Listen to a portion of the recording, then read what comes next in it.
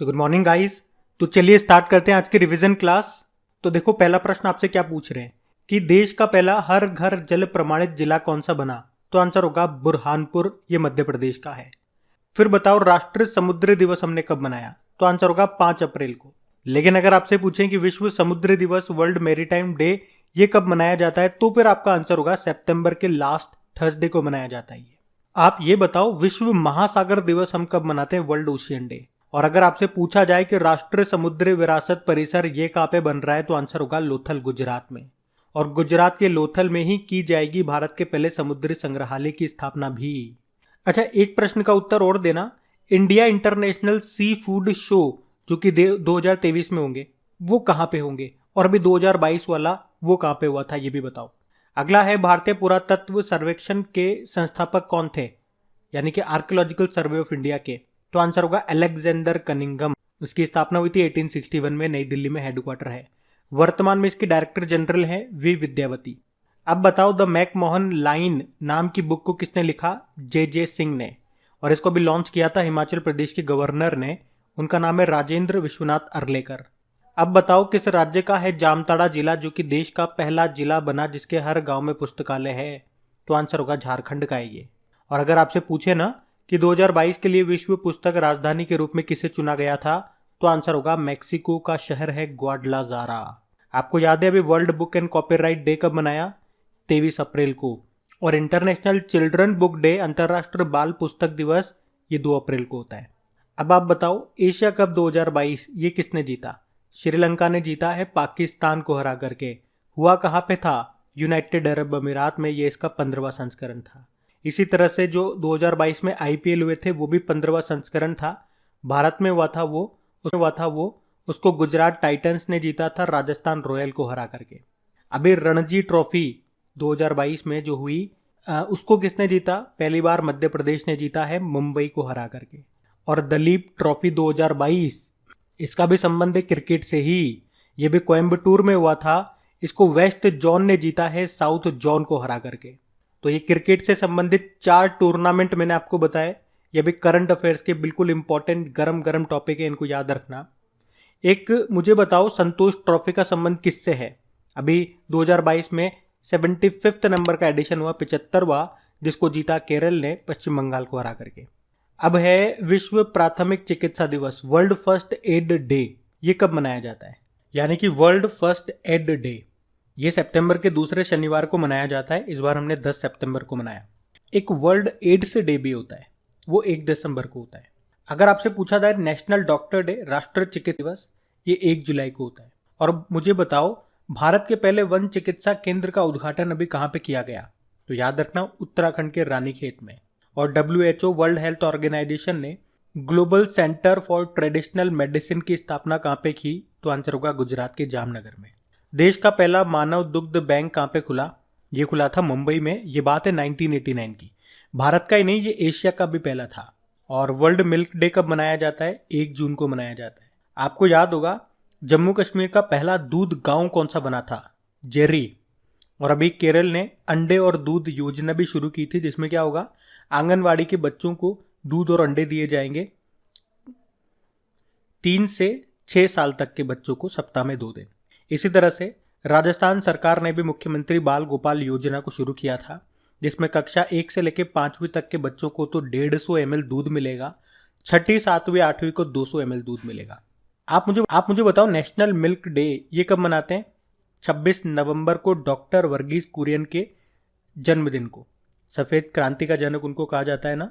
और संविधान दिवस भी हम 26 नवंबर को ही मनाते हैं। अब बताओ सेमीकंडक्टर नीति को शुरू करने वाला पहला राज्य कौन सा बना, तो आंसर होगा गुजरात। इसी के साथ याद रखो ड्रोन नीति को शुरू करने वाला पहला राज्य ये हिमाचल प्रदेश बना। इथेनॉल नीति को रखने वाला पहला राज्य बिहार। राष्ट्रीय शिक्षा नीति को लागू करने वाला पहला राज्य कर्नाटक। परंतु अगर आपसे पूछे कि प्री प्राइमरी स्तर पर न्यू एजुकेशन पॉलिसी को लागू करने वाला पहला राज्य, तो फिर उत्तर आपका होगा उत्तराखंड। और ई वाहन को मंजूरी देने वाला पहला राज्य ये भी कर्नाटक है।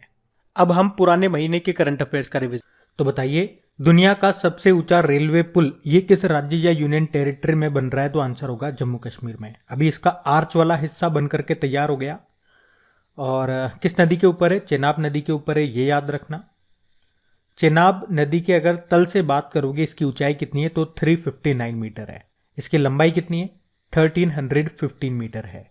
अगला है अगस्त 2022 में भारत में रामसर स्थलों की संख्या बढ़कर के कितनी हो गई? 75 हो गई है। अभी लेटेस्ट 11 जुड़े हैं। और सबसे ज्यादा रामसर स्थल कहां पर हो गए, किस राज्य में? तो तमिलनाडु में 14 और उत्तर प्रदेश में 10। रामसर कन्वेंशन आप जानते हो कब हुआ था? 2 फरवरी 1971 1971 को। इसीलिए तो 2 फरवरी को वर्ल्ड वेटलैंड डे बनाते हैं, विश्व आर्द्र भूमि दिवस। और भारत ने इस पर कब साइन किया था? 1 फरवरी 1982 1982 को। और भारत का पहला रामसर साइट था चिल्का लेक, जो कि भारत की सबसे बड़ी खारे पानी की झील है उड़ीसा में। फिर बताओ किस राज्य में एक विधायक एक पेंशन योजना शुरू हुई? तो आंसर होगा पंजाब में 1 एमएलए 1 पेंशन योजना। 30 अक्टूबर से लेकर 6 नवंबर 2022 तक दूसरे उत्तर पूर्वी ओलंपिक खेल 2022 कहां पर होंगे? मेघालय में होंगे। ये आप जानते हो इंटरनेशनल ओलंपिक कमेटी, इसका हेडक्वार्टर है लुज़ेन स्विट्जरलैंड में और अध्यक्ष है थॉमस बक। स्थापना होती है 23 जून 1894 1894 को। बताओ अगस्त 2022 में देश का 32वां हाथी अभ्यारण्य ये किस राज्य में बना? तो आंसर होगा तमिलनाडु में। तमिलनाडु के अगस्त्यमलाई में ये देश का 32वां हाथी अभ्यारण्य बना है, जो कि तमिलनाडु का 5वां है। भारत में प्रोजेक्ट एलिफेंट ये आया था 1992 में। सेबी की स्थापना भी 1992 में होती है। और भारत में टाइगर प्रोजेक्ट 1973 में आया। अभी एलिफेंट डे मनाया था हमने जब इंटरनेशनल यूथ डे मनाया, यानी कि 12 अगस्त को। फिर बताओ अभी अगस्त 2022 में सैनिटरी प्रोडक्ट्स फ्री में मुहैया कराने वाला दुनिया का पहला देश कौन सा बना? स्कॉटलैंड बना है। स्कॉटलैंड की कैपिटल एडिनबर्ग है। और हमने एक प्रश्न करा था कि भारत का पहला सैनिटरी नैपकिन मुक्त गांव कौन सा बना? केरल का कुंभलांगी गांव, ये भी याद रखना। विभाजन विभीषिका स्मृति दिवस यानी कि पार्टीशन हॉरर्स रिमेम्बरेंस डे, ये हमने 14 अगस्त को मनाया। किसने ग्राम रक्षा गार्ड योजना विलेज डिफेंस गार्ड योजना 2022 लागू की? तो आंसर होगा जम्मू कश्मीर ने। Big bull of Dalal street के नाम से फेमस किस निवेशक का निधन हो गया? राकेश झुनझुनवाला का। और इन्होंने एक एयरलाइन शुरू की है जिसका नाम क्या है? अकासा एयरलाइन। तो ये सब याद रखना। चलो बताओ प्रधानमंत्री आवास योजना शहरी किस वर्ष तक इसे जारी रखा जाएगा? तो आंसर होगा 2024 तक। ये शुरू हुई थी 2015 में, 25 जून 2015 को, जिसका उद्देश्य था 2022 तक सभी के लिए आवास। लेकिन अभी 31 दिसंबर 2024 तक इसे बढ़ा दिया गया। अब बताओ किस पाकिस्तानी क्रिकेटर को पाकिस्तान का तीसरा सर्वोच्च नागरिक सम्मान सितारा ए इम्तियान मिलेगा? तो आंसर होगा बाबर आजम को। और ये पाकिस्तान का तीसरा सर्वोच्च नागरिक सम्मान है। अब बताओ मुख्यमंत्री बाल आशीर्वाद योजना शुरू की मध्य प्रदेश ने। भारत ने लंपी रोग के लिए कौन सा स्वदेशी वैक्सीन लॉन्च किया? तो आंसर होगा लंपी प्रोवैक। पशुओं में हो रहा है ये लंपी रोग, त्वचा रोग है, गांठें बन जाती है उनके शरीर पे। अगला है चिराग योजना किसने शुरू की? तो आंसर होगा हरियाणा ने। चिराग का फुल फॉर्म है यहाँ पे chief minister equal relief assistance and grant. अभी हरियाणा सरकार ने चारा बिजाई योजना, मातृशक्ति उद्यमिता योजना ये सब शुरू की है। अगला है उत्तराखंड के ब्रांड एम्बेसडर बने हैं ऋषभ पंत बन गए। अगस्त 2022 में खारे पानी से उत्पन्न बिजली से जलने वाली देश की पहली एलईडी लालटेन अभी लॉन्च की गई। डॉक्टर जितेंद्र सिंह ने इसको लॉन्च किया। नाम क्या है इसका? रोशनी। और अभी इंडियन ऑयल कॉरपोरेशन ने भी एक सोलर चूल्हा लॉन्च किया था जिसका नाम है सूर्य नूतन।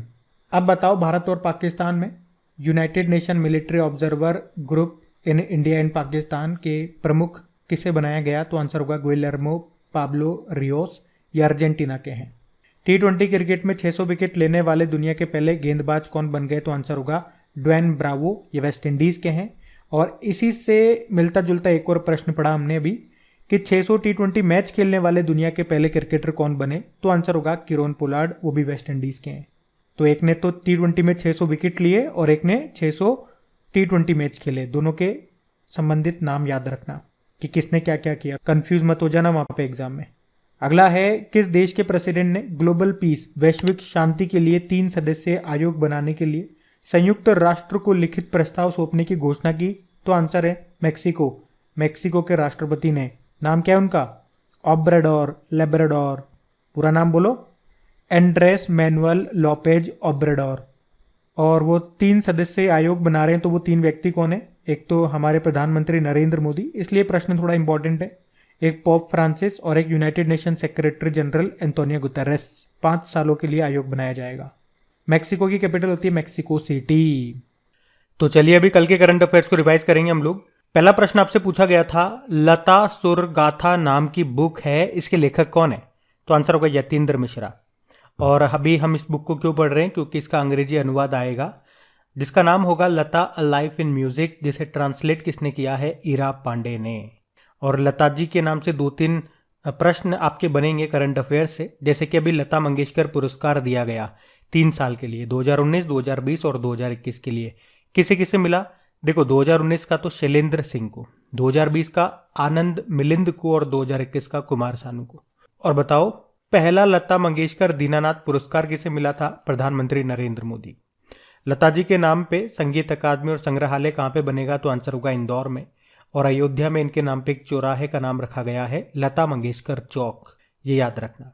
विश्व समुद्र दिवस, वर्ल्ड मैरीटाइम डे हमने मनाया 29 सितंबर को। एक्चुअल में सितंबर के लास्ट थर्सडे को जाता है, स्टार्टिंग में भी पढ़ा था हमने। इस बार की थीम क्या है? हरित परिवहन के लिए नई तकनीकें, new technologies for greener shipping.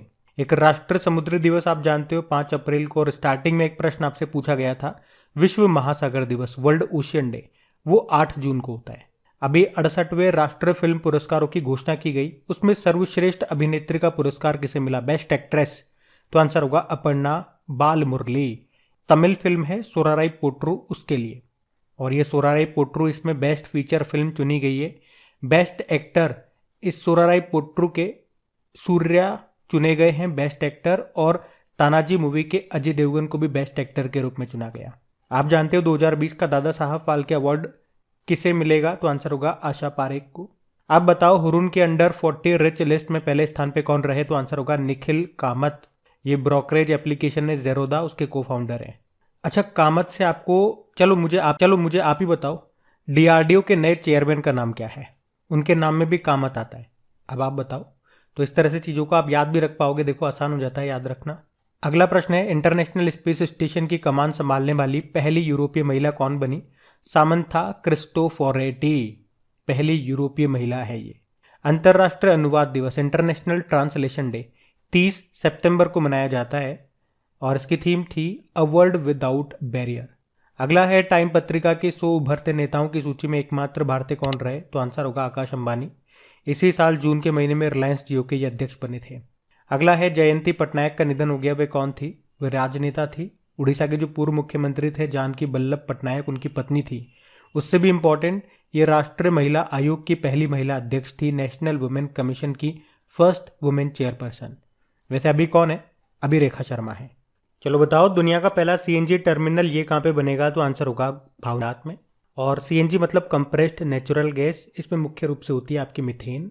और एलपीजी में पूछेंगे, लिक्विफाइड पेट्रोलियम गैस, जो आपके घर में यूज होती है, उसमें मुख्य रूप से ब्यूटेन और प्रोपेन होती है। और स्मेल जो आती है वो आती है इथाइल मरकैप्टन के कारण। बताओ, विश्व हरित अर्थव्यवस्था शिखर सम्मेलन ये आयोजन हुआ दुबई में। तो गाइज ये था आज का आपका रिवीजन वाला सेशन। पसंद आया तो आपको बताइए क्या करना है। Thank you.